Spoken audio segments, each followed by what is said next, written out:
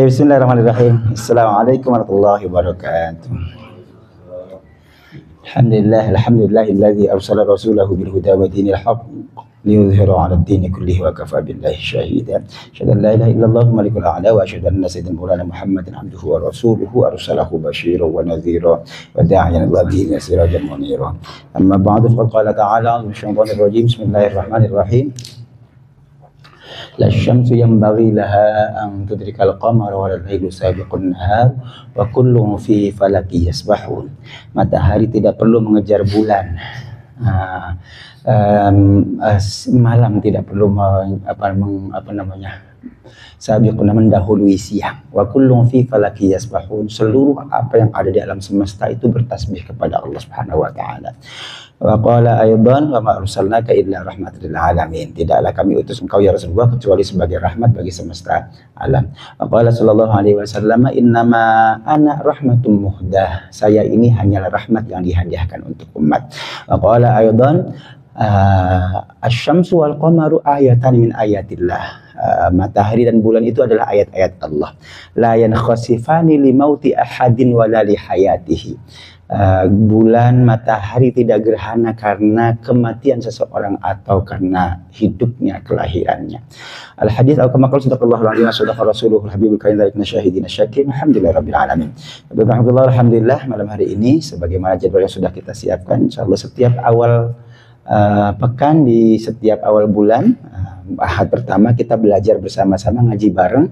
Kitabnya adalah Asy-Syama'il al-Muhammadiyah. Segala hal terkait dengan baginda Nabi Muhammad SAW. Kitabnya Imam At-Tirmidzi yang bercerita tentang sosok baginda Nabi SAW, kepribadiannya, tindak tanduknya, ciri-ciri fisiknya, perilakunya, ibadahnya dan seterusnya. Semua berkenaan dengan Nabi SAW. Rahmatullah, malam hari ini istimewa karena kita baru saja melewati satu momentum.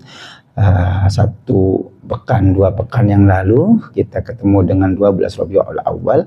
Ini bulannya bulan Rabiul Awal, bulan kelahiran baginda Nabi sallallahu alaihi wasallam. Karena tadi saya kutip ayatnya, satu di antaranya adalah surah Al-Anbiya, surah ke-21 ayat 107. Yang Allah sebutkan, wa ma arsalnaka illa rahmatil alamin. Tidaklah kami utus engkau ya Rasulullah kecuali sebagai rahmat bagi semesta alam. Ayat ini menyatakan bukan hanya membawa rahmat, tapi sebagai rahmat. Jadi sosok baginda Nabi itu adalah rahmat itu sendiri. Personifikasi, personalisasinya Nabi. Nabi sebagai person, apa bahasanya itu?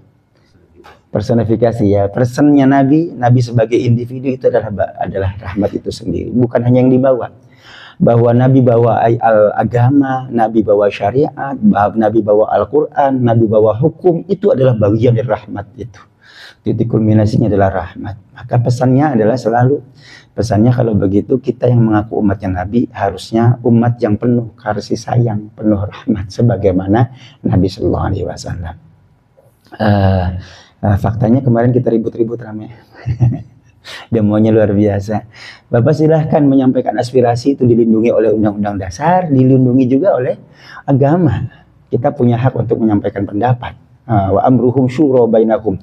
Urusan mereka dimusyawarahkan di antara mereka, silakan, no problem. Cuma yang nggak boleh adalah anarkisnya. Yang nggak boleh adalah merusak fasilitas umumnya. 98 saya demonstran gitu. Menyampaikan pendapat itu sah. Tapi kalau sudah sampai merusak, membakar, yang rugi kita lagi. Angka-angkanya luar biasa sekarang ya Pak ya, sudah kelihatan kan ya. Udah ratusan miliar, mungkin udah lebih dari 1 T kali sekarang sudah. YKI saja udah 80-90 miliar katanya. Untuk seluruh Indonesia udah 900 miliar kerugiannya. Sayang banget kita. Yang bayar siapa Pak? Kita lagi. Yang bayar kita lagi karena ya pajaknya semakin dikit-dikit. Melalui pajak, melalui segala macam gitu. Yang bayar rakyat lagi. Karenanya maka silakan sampaikan pendapatnya, tapi tetap jaga kearifan, kesantunan, rahmah rahimnya itu, kasih sayangnya itu, karena kita umatnya Nabi, umat yang penuh kasih sayang. Baik, ini momentum yang pertama yang kemarin sudah kita lewati bersama. Nah, momentum yang keduanya adalah nanti tengah malam ini sampai dengan sampai dengan menjelang subuh nanti kita akan ketemu dengan Gerhana bulan. Ini saya detailnya saya sampaikan sekalian biar kelihatan. Cuma memang sayangnya ini gerhana bulannya tengah malam dan menjelang subuh, Pak. Waktunya sebentar di share. Udah lihat ya Pak itunya Pak, detailnya. Ya belum connect sebentar. Internetnya sebentar. Di time by time-nya dia ada Kementerian Agama bagi bidang yang terkait kehumasan. Udah dong cepetan.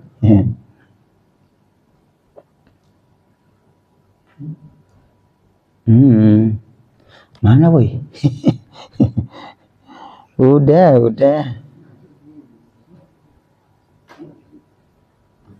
Bentar, belum connect Pak. Biar kelihatan ya. Oke.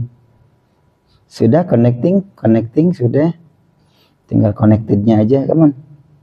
Oh, udah. Ya, sip. Nah, kelihatan ya Pak? Bisa digedein ya? Nah, ini dia. Awal waktunya 23.27, tengah malam banget. Waktu Indonesia bagian barat kita ya kan, masih di sini ya. Awal total itu 00.30, jadi tengah malam banget, jam setengah 1. Kemudian puncak gerhananya jam 1. Akhir totalnya 1.52, akhir sebagian 2.56 menjelang subuh jam 3. Jadi kira-kira dari setengah 1 itu awal totalnya gitu. Kita bisa mulai pertengahan, pas banget tengah malam. Nah, ini yang akan kita lewati malam hari ini. Ayah Ibu, bagi saya gerhana itu menunjukkan keistimewaannya agama kita ini, keistimewaannya baginda Nabi Muhammad SAW. Dari mana keistimewaan agamanya? Satu diantaranya adalah tentang fenomena semesta ini. Allah sebutkan dalam Al-Quran banyak sekali tempatnya. Sering saya sampaikan bahwa Allah itu bersumpah dengan alam semesta, bersumpah dengan bintang-bintang, gugusan bintang, matahari, bulan, langit, bumi, dan seluruh alam semesta. Dan itu dijadikan sebagai sumpah, bukan hanya jadi sumpah, tapi juga sebagai nama surah dalam Al-Quran. Definitif matahari ada surah Asy-Syams, bulan ada surah Al-Qamar, ya kan? Langit banyak sekali, was-sama'i wat-thariq, ada at-thariq, ada bahkan bintang gemintang, wan najmi idza hawa, gugusan bintang, was-sama'i dzatil buruj, yang memiliki gugusan bintang, dan seterusnya. Itu menunjukkan Al-Quran itu mengajak kita untuk berpikir tentang alam semesta.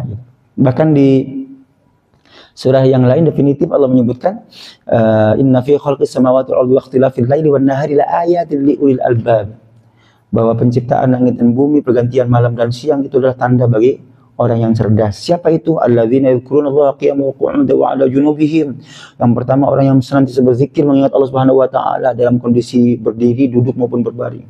Seraya yang kedua, wa yatafakkaruna fi khalqis samawati wal ardi, seraya memikirkan penciptaan alam semesta. Itu berarti zikir wilayahnya hati, wilayah spiritual gitu. Fikir wilayah akal. Dua-duanya itu baru disebut orang-orang yang cerdas dalam agama. Jadi Al-Quran tuh ngajarin kita benar-benar menjadi orang yang cerdas. Cerdasnya intellectual question maupun spiritual question gitu. Bahasa kita sekarang. Jadi luar biasa itu satu ayat. Yang berikutnya hadis Nabi. Hadis Nabinya juga ternyata mengajari kita cerdas, Pak. Khususnya tentang gerhana ini. Kalau kita merujuk ke asbabun nuzulnya, menyerujuk asbabun wurudnya, begitu. Bagaimana konteks sosiohistorisnya. Ternyata asbabul wurudnya akan berhubungan dengan gerhana yang pernah terjadi di masa Nabi SAW. Gerhananya panjang, gerhana matahari. Pas banget momentumnya saat itu adalah kematiannya putra Nabi laki-laki dari rahim Maria Al-Qibtiyah. Itu berarti belakangan, Pak. Nabi punya anak dari Siti Khadijah 6. 2 laki-laki, 4 perempuan. Yang pertama Qasim, laki-laki. Makanya disebut Abul Qasim. Nabi itu punya kunyah Abul Qasim, bapaknya Qasim, karena punya putra namanya Qasim.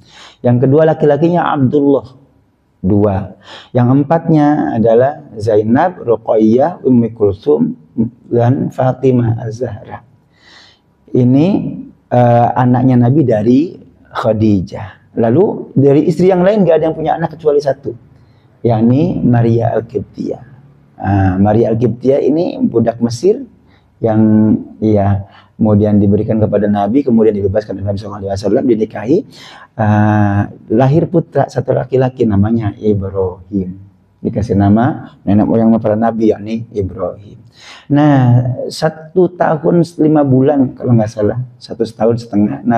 Ibrahim ini putranya Nabi ini kemudian meninggal.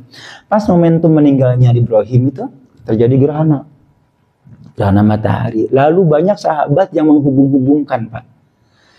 Ini Nabi berduka, meninggal anaknya laki-laki, kan harapan, Pak. Yang lain laki-laki 2 sudah meninggal duluan. Semua anak laki-lakinya Nabi itu meninggal di usia balita 1,5 tahun, 1 tahun sekian bulan gitu. Nggak ada yang sampai gede. Ya, Nabi Ibrahim kan barangkali bagi sebagian sahabat ini harapan gitu kan, bisa melanjutkan perjuangannya Nabi. Apalagi lahir di usia Nabi senja sudah kan, karena sudah berada di Madinah, gitu kan. Usianya sudah hampir 60-an gitu. Ternyata meninggal. Para sahabat berpikir kemudian, ternyata yang berduka bukan hanya Nabi, yang berduka bukan hanya kita semua pengikut Nabi, sahabat Nabi. Alam semesta juga berduka dengan kematian Ibrahim. Gitu. 1.500 tahun yang lalu peradaban kayak apa kira-kira? Kecanggihan teknologi bagaimana? Orang belum tahu astronomi, nggak banyak tahu tentang fenomena semesta itu. Gitu. Itu dianggapnya sampai hari ini, bahkan untuk masyarakat primitif gitu di kampung-kampung halaman, barangkali masih ada yang berpikir bahwa fenomena alam itu berhubungan dengan yang kita alami di bumi kan gitu. Masih ada namanya horoskop, ada ilmu perbintangan. Kamu jangan ke timur, no. Ya, melihat fenomena semesta gitu kemudian, Bapak kalau mau menikahkan anak pakai ngitung-ngitung masih. Itu naftu kalau orang Jawa bilang ya kan. Hari baiknya hari Senin. Hari Senin memang udah sibuk kerja semua. Hari baik tuh habis gajian, habis panen, kan, nggak hujan. Bagi kita semua hari baik kan ya. Masih ngitung-ngitung.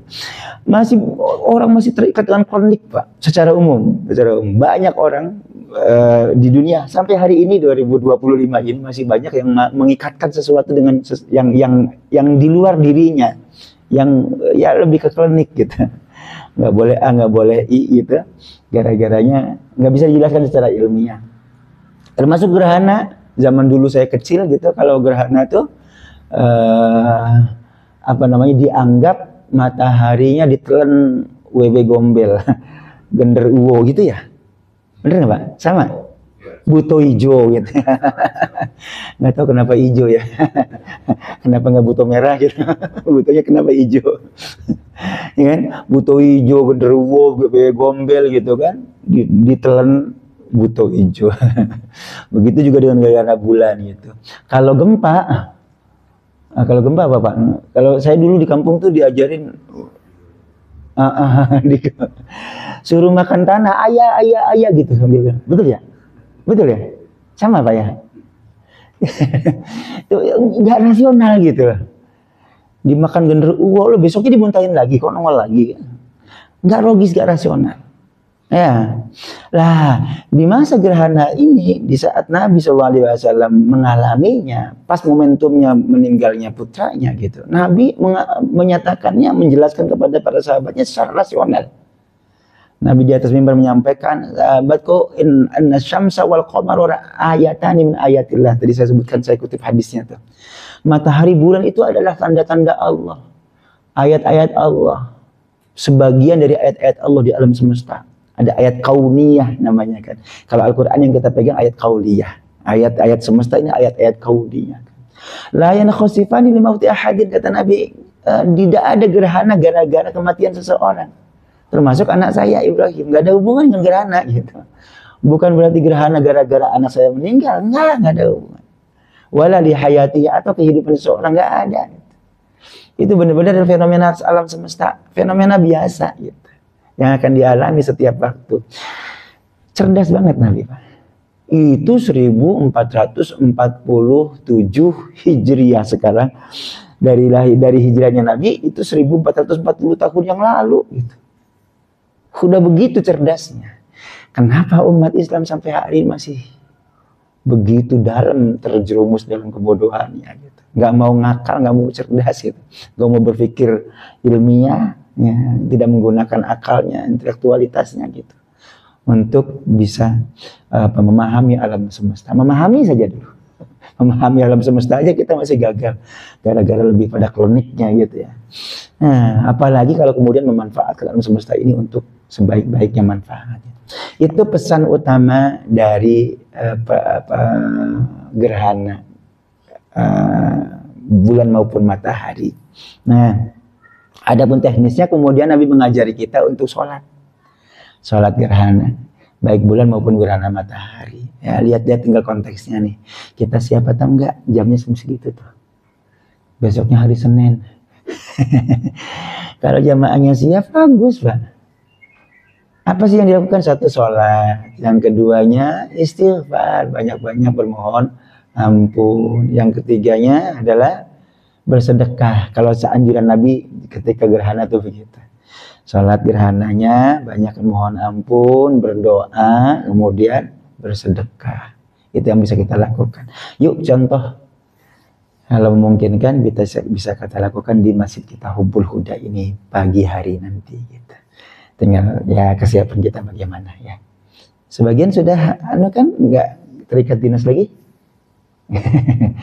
Ada anjurannya setelah sholatnya kemudian ada khutbah. Memang khutbah gerhana ya Pak. Kalau mungkin kan ada ya dibaca juga nggak apa-apa. Sekarang zaman AI gitu, Bapak bisa download khutbah gerhana gitu, tinggal dibacakan saja satu orang di depan gitu mimbar. Jadi pelajaran untuk kita semua gitu. Kalau misalnya memungkinkan ya Pak, kalau tidak memungkinkan ya tidak menjadi kewajiban. Itu juga istimewanya agama. Ternyata agama menjadikan sholat gerhana itu bukan wajib, tapi sunnah. Apa tujuannya? Tujuannya mengingat kebesaran Allah Subhanahu wa taala. Alam semesta ini Allah berada dalam genggaman Allah Subhanahu wa taala. Ayat dari ayat-ayat Allah gitu.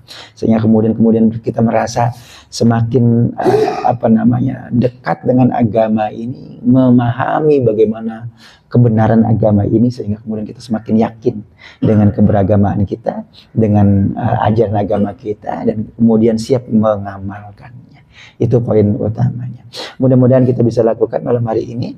Semoga kemudian Allah jaga kita semua dari segala yang negatif. Allah jaga kita semua dari segala hal yang tidak mengenakan siapapun.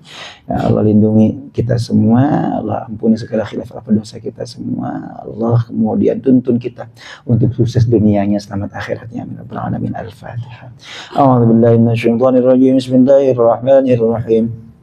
الحمد لله رب العالمين الرحمن الرحيم مالك يوم الدين إياك نعبد وإياك نستعين اهدنا الصراط المستقيم صراط الذين أنعمت عليهم غير المغضوب عليهم ولا الضالين آمين بسم الله الرحمن الرحيم رضيت بالله ربا وبالإسلام دينا بمحمد نبيا ورسولا ربي زدني علما وارزقني فهما آمين. Baik. Bismillahirrahmanirrahim. Kemarin kita sudah sampai di sini tentang sholat malamnya Nabi, secara keseluruhan ibadahnya Nabi. Babu majaa fi ibadati Rasulullah sallallahu alaihi wasallam. Wa fihi, di dalamnya ada 24 hadis.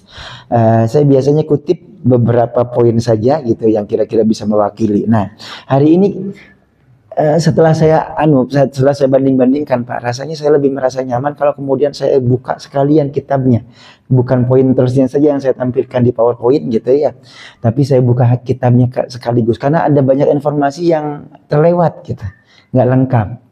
Nah, kalau kita tidak buka kitabnya secara langsung, Bapak nggak usah pusing dengan apa yang saya baca, ambil poinnya aja gitu. Nggak usah ikutan baca, nggak apa-apa, yang penting poinnya dapat gitu Pak ya. Baik, ini yang bagian yang ke-40, bab yang ke-40 tentang majaa fi ibadati Rasulullah SAW, tentang bagaimana ibadahnya Rasulullah SAW. Ada 24 hadis. Yang pertama sudah kita kupas kemarin bahwa Nabi SAW itu sholat malamnya begitu panjang sampai bengkak kakinya. Ini dia. Qama sallallahu alaihi wasallam hatta intafakhat qadamahu. Berdirinya begitu lama sampai dua telapak kakinya bengkak. Faqilahu, kenapa ya Rasul? Kan engkau sudah diampuni dosanya yang lalu maupun yang akan datang. Jawaban Nabi salah satu, afala akunu abdan syakur. Tidakkah aku ingin dianggap hamba yang pandai bersyukur? Kebayang kalau kita, Pak. Fulan, udah diampuni dosamu, udah nggak usah sholat lagi. Oh, merdeka. Kalau Nabi justru semakin dapat ampunan semakin banyak. Baik, ini yang pertama. Berikutnya 260-nya sama. Kan sallallahu alaihi wasallam yusolli hatta tarima qadamahu. Kalau bahasa redaksinya beda. Tarima qadamahu. Ya kira-kira setara. Kenapa ya Rasul? Sama jawabannya. Afala akunu abdan syakur. Di sini ada kutipannya, Pak. Ini di mana aja 24. Jadi saya lebih merasa nyaman karena ada kutipannya. Akhrajahul Bukhari fi salatil lail. Ini hadisnya sahih Bukhari dalam bab salat malamnya Nabi sallallahu alaihi wasallam, wa fi raqaiq wa tafsir dan seterusnya. Wa Muslim fi sifatil qiyamah. Jadi kalau kita pengen rujuk ini hadisnya sahih apa enggak? Nah, disebutkan ada ta'liqnya di bawah, ada catatan kaki, ada penjelasan gitu. Nomor 3 fi nuskha hatta turima aimin kasratil wuquf fi shalah dan seterusnya. Ini penjelasan kalimat, ada penjelasan kata, ada penjelasan isi makna, ada penjelasan kualitas hadis, penjelasan siapa mukharrijnya gitu dan seterusnya. Siapa penulis hadisnya dan seterusnya. Jadi lebih lengkap. Baik, lanjut. 261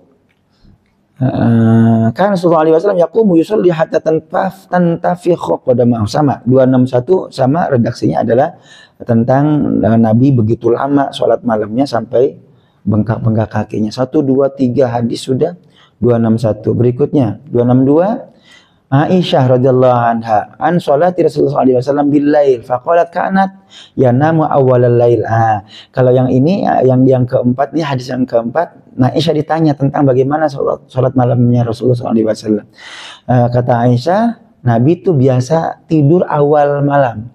Begitu selesai Isya nggak lama kemudian langsung tidur sehingga kemudian tengah malam bisa bangun. Itu bedanya sama kita. Kalau kita, apalagi anak-anak kita masih muda-muda, waduh, jam 11, jam 12 masih mainan handphone.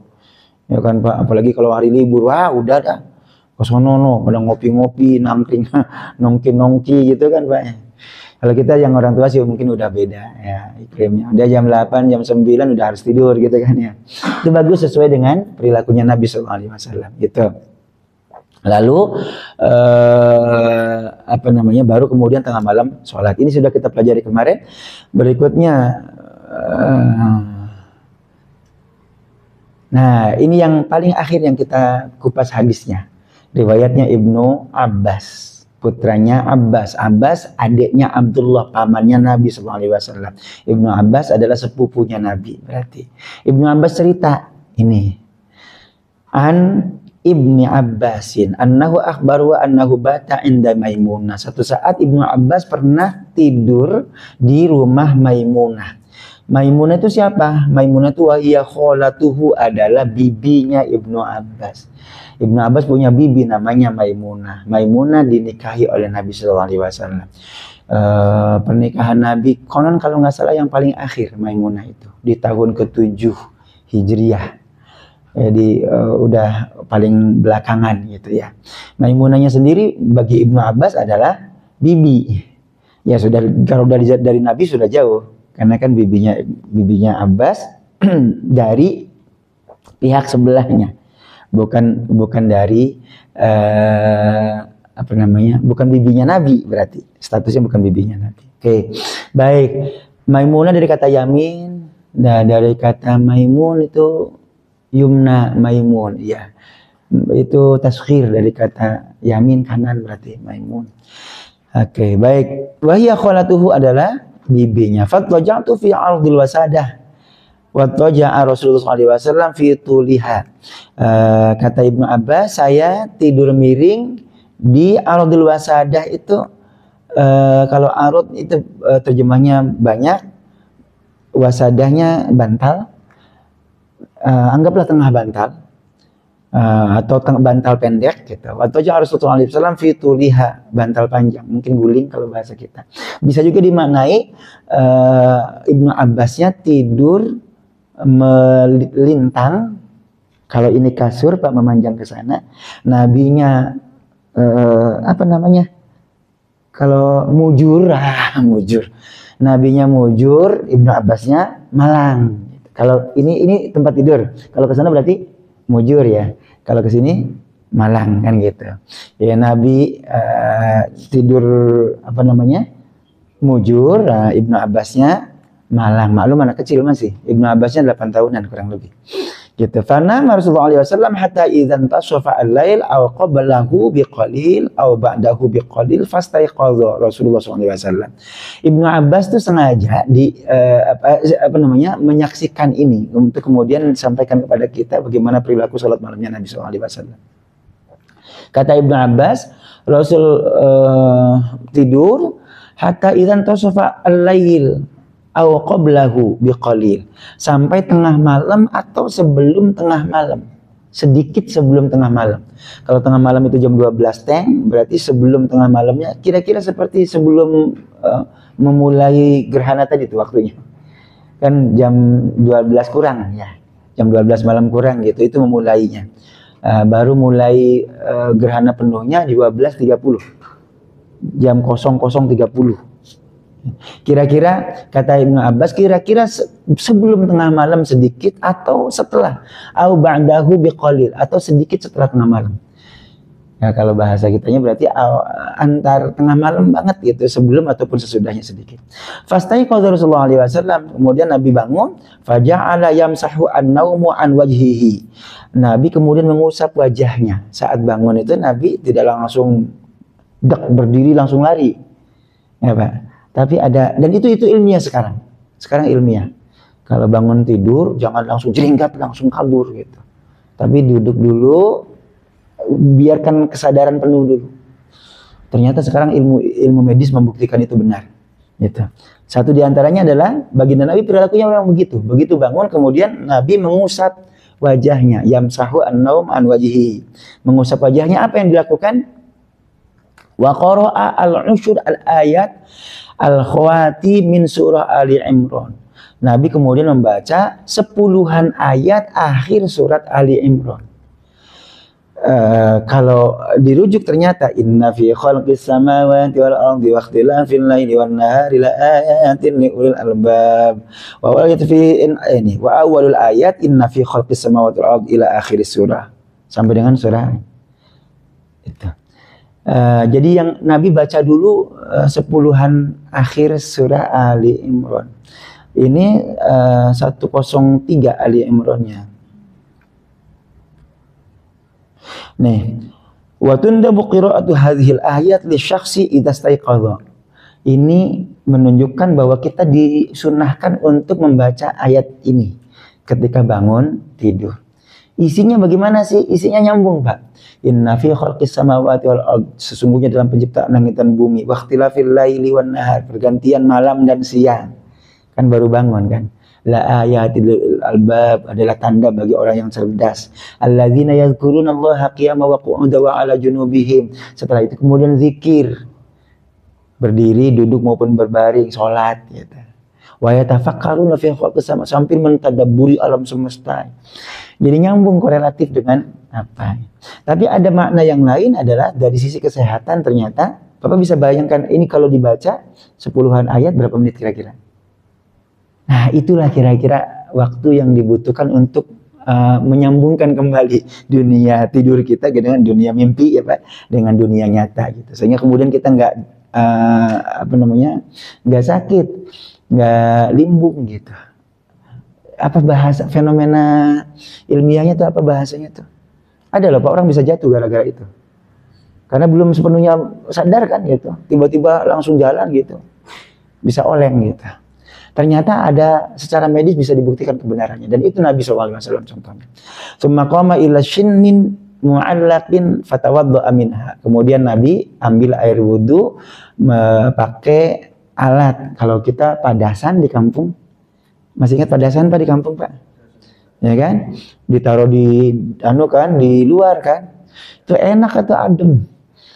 Kalau subuh-subuh kita wudu pakai padasan kan nyes gitu. Ya, Nabi juga punya tuh shinin mu'allaqin fatawadda'a minha fa ahsana al-wudu tsumma qama yusolli. Setelah itu kemudian baru Nabi sholat. Nah, sampai di sana pertemuan kita tempo hari. Nah, bulan lalu bulan Juli ya. Sekarang kita lanjutkan bagaimana sholatnya. Qala Abdullah bin Abbas faqumtu ila jambihi fa wada'a Rasulullah SAW yadahu al-yumna ala ra'si. Nah, Ibnu Abbas bangun ikutan sholat bersama Nabi SAW. Nabi kemudian meletakkan tangan kanannya di atas kepala saya, summa akhadha bi udhuni al-yumna, sambil megang apa namanya telinga saya nih digeser. Fa fatalaha fa shalla rakaatain, kemudian menggeser. Ini hadis mengajari kita agar memposisikan makmum di samping kanan. Kalau berdua Pak, samping makmumnya jangan di kiri, jangan juga di belakang banget gitu di sana, tapi di samping kanan. Cuma samping kanannya apakah sejajar atau tetap mundur? Nah, itu yang menjadi ijtihad syariatnya, ijtihad para ahli fikihnya. Kalau sejajar kan berarti saingan, siapa yang jadi imam nih kan gitu. Karena itu meskipun satu langkah, satu jengkal gitu, makmumnya tetap di belakang imam, agar kemudian benar-benar imam itu amam, berada di depan gitu. Ini wilayah ijtihad yang begini sih mahalul khilaf. Memang ini diperdebatkan. Ada yang bilang sejajar gitu, ada yang bilang harus di belakang karena imam harus di depan. Kan gitu. Kalau sejajar jadi saingan sama imam. Oke, baik, itu soal yang pasti di kanan. Kalau cuma berdua yang pasti di kanan. Kalau di kanan berarti nggak di belakang atau di kiri. Gitu. Baik, lanjutnya. Coba ayat yang keempat poinnya. Wa fi riwayatin fa khadha bi udhunai fa adna, riwayat yang lain disebutkan di sini. Oke.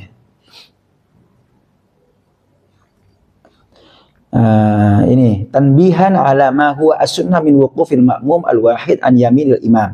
Kalau makmumnya cuma satu berada di samping kanan imam. Fa in waqafa an yasarihi hawwalahu al-imam nadban. Kalau dia terpaksa sudah di samping kiri gitu, imamnya boleh memposisikan ke sebelah kanan gitu, tanpa membatalkan sholat. Baik, lanjutkan. Fasalla rakaataini, summa rakaataini, summa rakaataini, summa rakaataini, summa rakaataini. Summa rakaataini berapa kali Pak? 1 2 3 4 5 6. Kali 2 12. 12 rakaat. Qala apa nih? Sittu marrat, summa autaro. Ini 6 kali. 6 kali rakaatain, summa rakaatain, summa rakaatain. 6 kali 2 tadi 12. Summa autaro, kemudian witir. 1 rakaat. Autaro witir artinya adalah ganjil, mengganjilkan. Setelah 12 rakaat kemudian Nabi mengganjilkan, berarti 1 rakaat. Ini hadis menunjukkan sholat malamnya Nabi itu kadang 13 rakaat. Nanti kita akan ketemu dengan hadisnya Aisyah.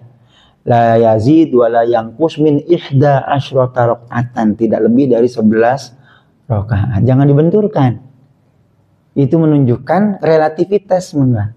Boleh 11 rakaat, boleh 13 rakaat. Oke. Karena Aisyah orang yang sama nanti akan kita temui di hadis yang lain menyebutkan Nabi sholat malamnya 13 rakaat. Mana yang benar? Benar semua. Berarti tidak ada batasan maksimal. Boleh 12, boleh 11 plus witirnya Pak ya. Jadi 10 plus 1 gitu. Boleh 13 rakaat, 12 plus 1 dan seterusnya. Baik, lanjutkan. Summa ittoja'a, setelah selesai 13 rakaat itu kemudian Nabi ittoja'a, tidur miring. Tidur menyamping, tidur miring ya. Belakangan biasanya nabinya. Hatta ja'ahul muadzin, sampai datang muadzin. Muadzinnya muadzin siapa dijelaskan nggak di sini? Nomor 8. Bilal bin Rabah. Bilal bin Rabah tuh muadzin siapa Pak? Muadzin apa? Bilal bin Rabah itu adalah muadzin azan pertama subuh. Azan pertama subuh zaman Nabi itu belum waktu subuh, tapi waktu sahur.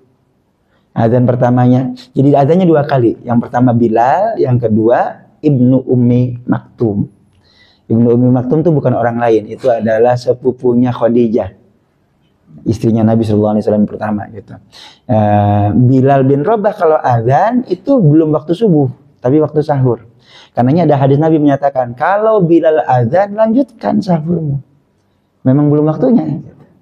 Berhentilah sahur kalau Yang azan adalah Ibnu Ummi Maktum. Jadi azan subuh, sholat waktu subuh itu adalah Ibnu Ummi Maktum. Nah, semua itu aja hatta ja'ahul muadzin, sampai dengan mendatang muadzin Bilal bin Rabah, berarti waktu sahur. Faqama fa shalla raka'ataini khafifataini. Kemudian Nabi sholat lagi 2 rakaat. Tapi ringan. Summa kharaja fa sholli as-subha, fa shalla as-subha. Kemudian keluar sholat subuh. Ini penjelasan ja'ahul muadzin itu adalah Bilal, itu penjelasan mu'alliknya yang memberi apa namanya catatan ini, yang memberi catatan kaki. Bisa jadi kalau dihubungkan dengan setelah itu kemudian Nabi sholat 2 rakaat, bisa jadi yang dimaksud muadzinnya adalah Ibnu Ummi Maktum, yakni azan waktu subuh. Itu sebab maka kemudian setelah itu Nabi sholat 2 rakaat qobliyah subuh atau sholat sunnah fajar. Di mana tuh Pak tempatnya? Nabi sholat sunnah fajarnya, sunnah qobliyah subuhnya di rumahnya, baru kemudian datang ke masjid. Nanti jangan heran kalau kemudian ada sahabat menyatakan, saya nggak pernah lihat Nabi sholat qobliyah subuh.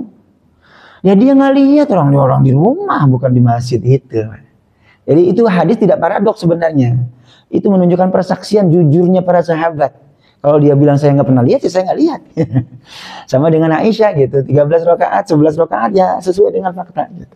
Baik, ini sampai di sini, sampai dengan Nabi kemudian sholat qobliyah subuh, tapi khafifatain. Nanti ada hadis Aisyah menyatakan Nabi itu kalau sholat qobliyah subuh kayak nggak baca Al-Fatihah, saking cepatnya gitu. Tapi catat cepat ukuran Nabi, bukan cepat ukuran kita. Kalau ukuran kita mah udah biasa bablas angin nih, cepat banget. Kalau ukuran Nabi secepat-cepatnya Nabi kalau sholat berapa menit gitu. Ini kayak ngebaca Al-Fatihah itu seakan-akan kalau dibandingkan dengan sholat yang lainnya, sholat Nabi yang lainnya, gitu ya. Apa yang dibaca? Kuliah, kulhu. Nah, ukurannya itu deh. Setelah waladhdallin kemudian kuliah, rakaat yang kedua kulhu, itu kira-kira cepat, dianggapnya cepat.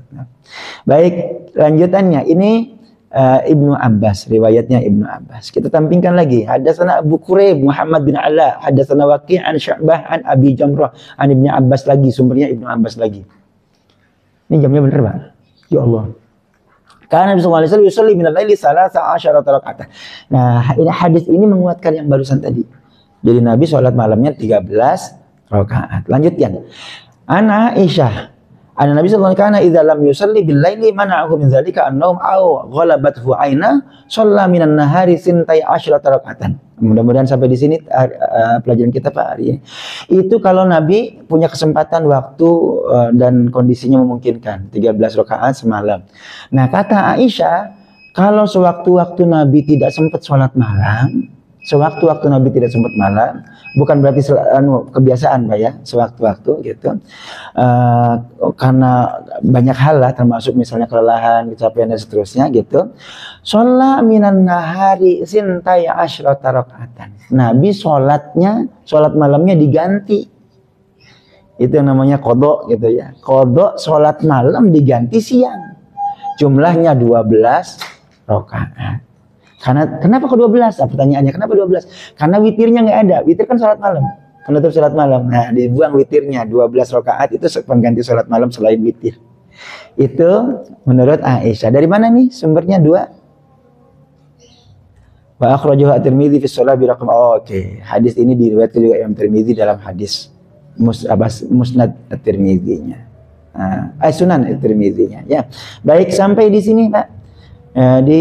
Ada poin di sini, Nabi sholat malamnya begitu getol, begitu rupa gitu. Kita ngaku umatnya Nabi doang, tapi ibadahnya Nabi kita nggak ikuti. Kita ngaku umatnya Nabi doang, tapi kearifan, kebijaksanaan, kesantunan, cinta kasihnya Nabi nggak kita ikuti. Gitu. Nabi sholat malamnya 13 rakaat, berdasarkan hadis-hadis yang barusan kita baca gitu. Ketika terlewat tidak bisa dilakukan, diganti sampai dengan diganti pada siang harinya. Kita boro-boro. Konon kayak gitu kok masih ngaku-ngaku umatnya Nabi. Opo ya pantas. Baik, mudah-mudahan banyak hikmah yang kita bisa petik dari pertemuan kita malam hari ini. Berbagi memangnya Pak ada poin tentang apa gerahananya gitu, kemudian bisa dilanjutkan dengan pelajaran kitanya Syama'il Muhammadiyahnya. Dapat dua-duanya. Mudah-mudahan kita bisa amalkan poin-poin kebaikannya dan insya Allah kita hindarkan Allah Subhanahu wa taala dari kejelekannya. Amin rabbil alamin. Alhamdulillah rabbil alamin. Subhanallah bihamdika asyhadu an la ilaha illa anta astaghfiruka wa atubu ilaik. Wassalamualaikum warahmatullahi wabarakatuh.